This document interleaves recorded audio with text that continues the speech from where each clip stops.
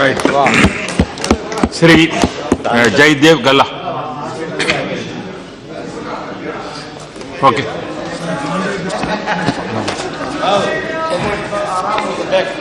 Yes,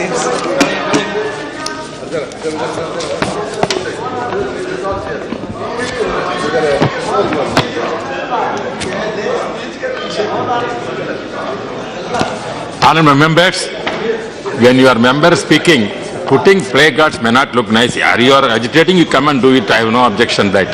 It may not look nice. If you are come and stand, that already you are doing that. But when you are honorable member speaking, standing putting what may not look nice. That is not correct. That is not correct. You can come and do whatever thing you are doing, not at that place. That is no. When you are speaking, that is not correct. No, please.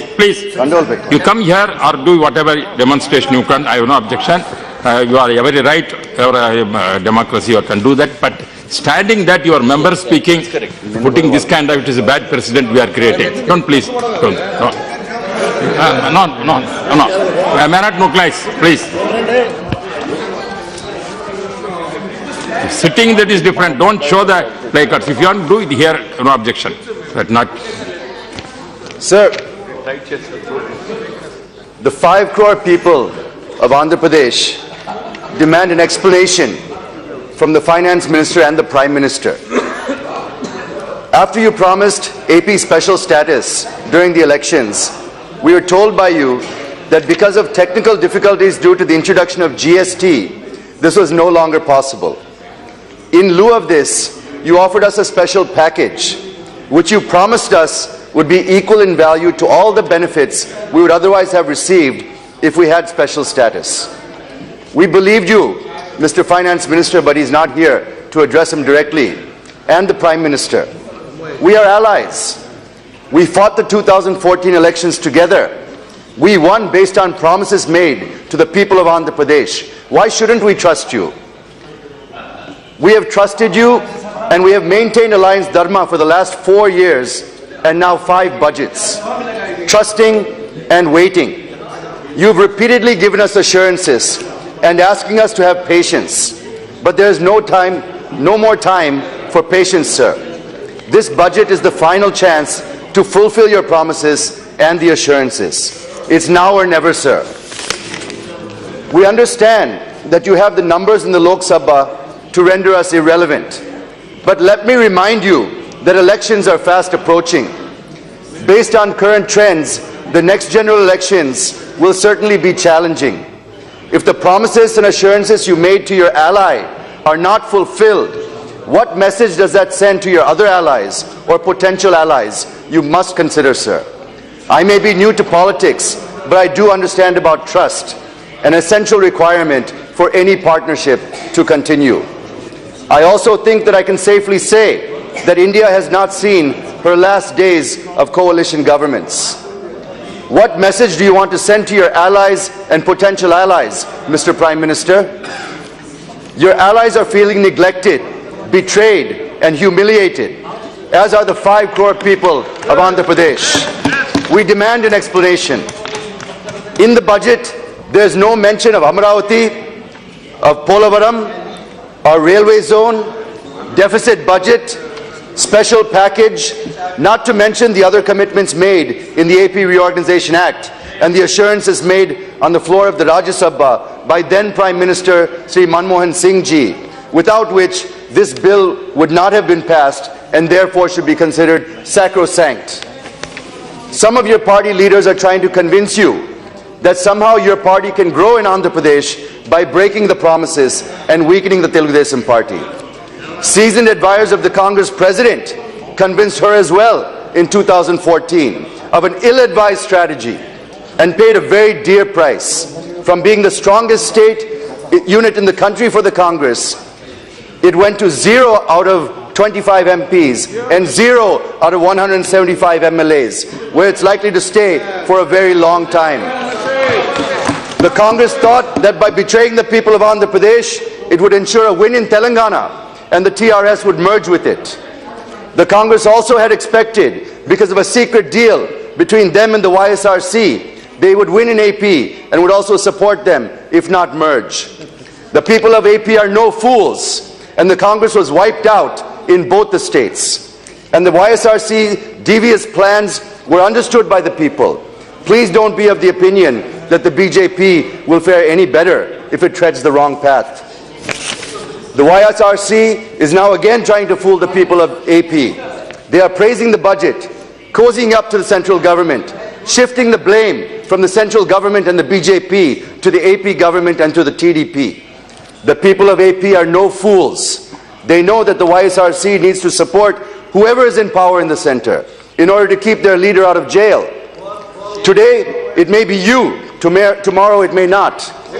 And what is the message you will send to the country by supporting the party whose founder and president is the poster boy of corruption in India?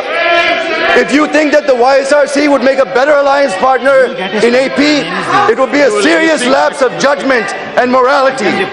There's a saying, sir, you can fool some of the people all of the time.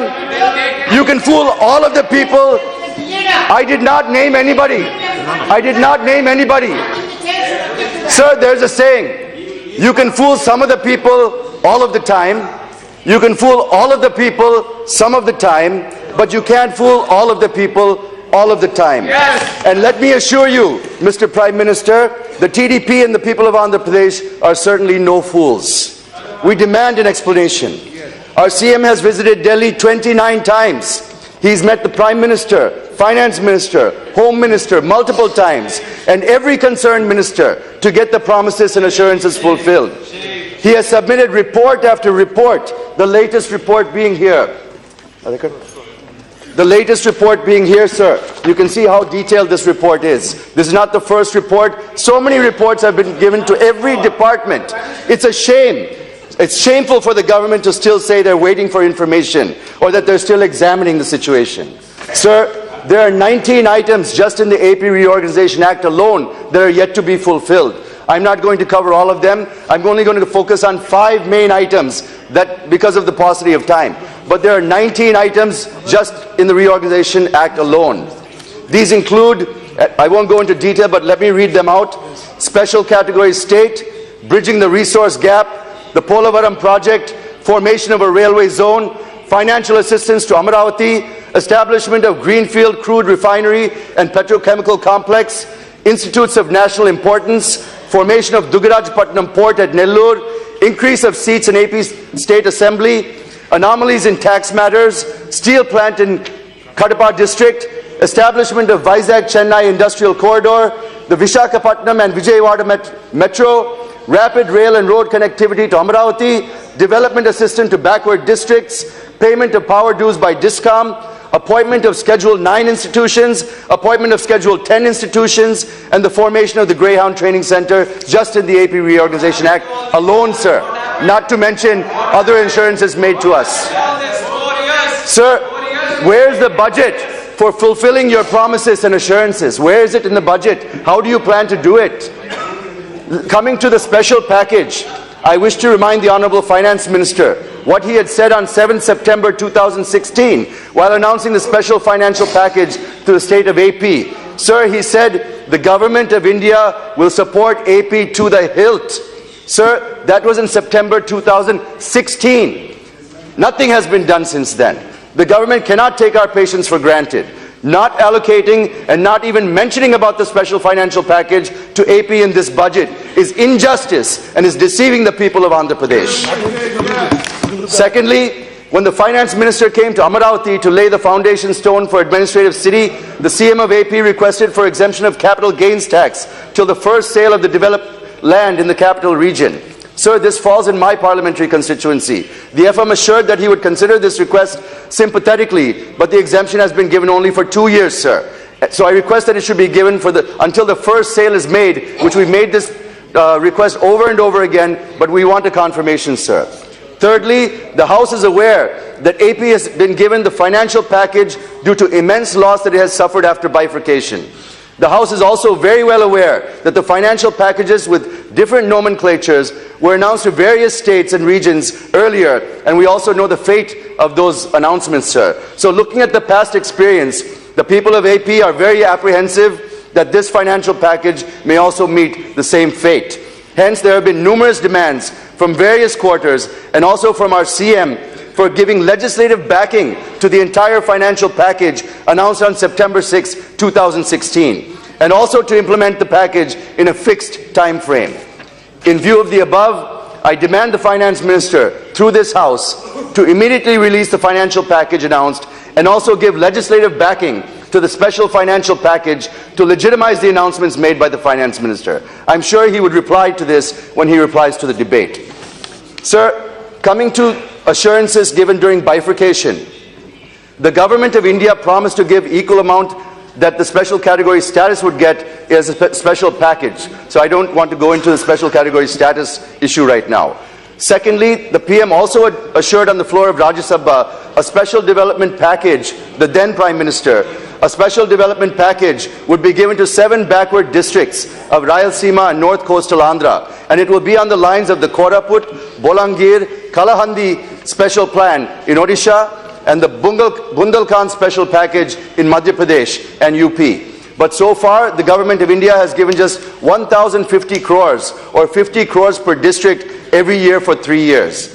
While the package given to KBK and Bundelkhand is 6,000 crores, only 1,050 crores is given to AP, and even the 50 crores is stopping after this year, sir. We want that package, sir, not a pittance to our backward districts. Sir, coming to Polavaram, the Government of AP has submitted a revised proposal of 54,000 crores as per the 2014-15 estimates. Out of this, nearly 30,000 crores are meant for compensation to be paid for land acquisition and R&R. So I only request the FM and PM to approve the revised estimates of Polavaram at the earliest, sir. Sir, coming to the railway zone and also the Vizag and Vijayawada Metro, the Honourable Finance Minister has announced allocation of 17,000 crore for the Bangalore Metro and approved 51,000 crores for the Mumbai Suburban Railway Network. But there is no mention about the Metro in Visakhapatnam or in Vijayawada. It is obvious that the FM's announcement for Bangalore is because there is assembly elections in Karnataka and not in AP. How is it justified? How is it justified, sir? Does it not mean that you're deviating from your own path of talking only of Vikas and there would not be any politics on developmental issues? Yesterday, the Honourable Railway Minister made a statement in the other house, in the Rajya Sabha, on the railway zone. He said, and I quote, "Changing the zone and the contours of any zone involves consultations with a lot of other states. After we finish the consultation with all the states, we'll find out a viable method by which there is no dispute." This should have been done by now, sir. Why are we hearing this 4 years later? Why are we still hearing this, sir? You know, this is not something that I expect from a senior leader like Mr. Piyush Goyal. Sir, this should have been done. This statement by the Honourable Railway Minister is understood by the people of AP as delaying tactics, as a railway zone is part of the AP Reorganisation Act, which this government is supposed to implement. Sir, coming to our new capital of Amaravati, Section 94(3) of the Act, the AP Reorganisation Act says, the central government shall provide special financial support for the creation of essential facilities in the new capital of the successor state of Andhra Pradesh, including Raj Bhavan, High Court, Government Secretariat, Legislative Assembly, Legislative Council, and such other essential infrastructure, unquote. It is the central government shall provide, sir, not may provide, but shall provide. Provisional estimates indicate requirement of 1.2 lakh crores for the construction of the new capital of Amaravati. But just for the essential infrastructure, including the Raj Bhavan, Secretariat, High Court, Legislative Assembly and Council, the land development is estimated to cost around 42,935 crores over the next 5 years. But in the last 3 years, you've provided 500 crores in 14-15, 550 crores in 15-16, 450 crores in 16-17. Nothing more has been given. 1,000 crores of this has been given for specific projects in Vijayawada and Guntur for underground drainage, not even for the capital city. So I request the Finance Minister to release at least 10,000 crores annually so that in the next 4 to 5 years, the 42,935 crores can be given to construct our Raj Bhavan, Secretariat, High Court, Assembly, and the infrastructure around that that's required to maintain it, sir. Sir, the Finance Minister made a statement in the Rajya and said that he has directed the Expenditure Secretary to sit with officials from AP and finalize about the deficit budget. Officials from AP have reached today and would be discussing with the Expenditure Secretary and others. So I will speak about this only after the outcome of those meetings. But that is definitely an area of concern to us, sir. Sir, coming to allocation to institutions. The allocation to various institutions mandated to be set up in AP, as per the AP Reorganization Act, they are a pittance, sir, in this budget. With such paltry allocations every year, it would take 10 to 30 years for these institutions to become a reality. Just to give an example, they announced the setting up of AIIMS in Amaravati, in our new capital, which also happens to be my parliamentary constituency, sir. The estimated cost is 1,618 crores, but so far, not even a single penny has been allocated. This year, some money given to AIIMS in various states, but there's no specific mention about AIIMS in AP, sir. Maybe again because elections are not coming up in AP. So, in the same way, I have figures for every institution and allocations to others, such as the Vizag Steel Plant, the Dredging Corporation of India, the Hindustan Shipyard, the Vizag Port Trust, where allocations are minuscule. The overall allocations made to AP comes to 1,814 crores. And it is no exaggeration when I say that the Telugu movie Bahubali's collections are more than the funds allocated to our state, sir. If the people of AP gave 0 seats to the Congress for passing the AP Reorganization Act, imagine what they would think about the BJP for not even fulfilling the minimum requirements contained in this act. We demand an explanation, failing which we have no option than to consider you acting in bad faith. Let me repeat, we will have no option than to consider you acting in bad faith, and we'll certainly have to reconsider why are we in this relationship. I'm sure you will understand, as will your other allies and potential allies in this very critical election year. This is your last chance to fulfill your promises and assurances and to maintain the alliance dharma, which we have maintained till now very patiently. It gives us no joy to be in this position and to deliver this message to a friend and an ally, but you have given us no other option and no other choice. It's now or never. We still have belief and trust in the Finance Minister and Prime Minister, but we demand a comprehensive explanation. And let me remind you again, the people of AP are no fools.